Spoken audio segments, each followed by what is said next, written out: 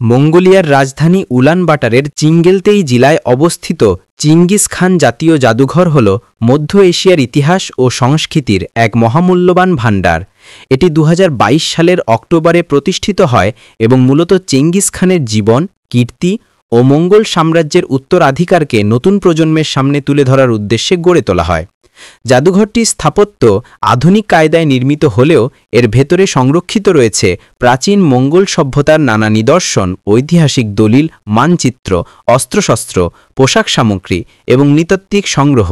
এখানে দর্শনার্থীরা মঙ্গল সাম্রাজ্যের বিস্তার ও প্রশাসনিক দক্ষতার বিস্তারিত তথ্য জানতে পারেন।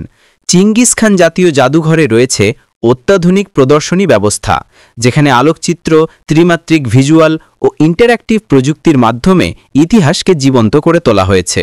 প্রায় ৭০,০০০-এরও বেশি নিদর্শন নিয়ে গড়ে ওঠা এই জাদুঘরে প্রতিটি তলায় ভিন্ন ভিন্ন থিমে সাজানো হয়েছে, যেমন প্রাচীন মঙ্গোলিয়ার জীবনধারা, সামরিক শক্তি, সাংস্কৃতিক ঐতিহ্য, কূটনীতি ও বাণিজ্য। জাদুঘরের বিশেষ আকর্ষণ হল চিঙ্গিস খানের ব্যক্তিগত জীবন, যুদ্ধ কৌশল এবং বিশ্ব ইতিহাসে তার প্রভাব সম্পর্কে বিস্তারিত উপস্থাপনা। এটি শুধু একটি প্রদর্শনী কেন্দ্র নয়, বরং গবেষক ও ইতিহাসবিদদের জন্যও একটি গুরুত্বপূর্ণ প্রতিষ্ঠান, যেখানে তারা মঙ্গল সাম্রাজ্যের অজানা অনেক তথ্য সংগ্রহ করতে পারেন।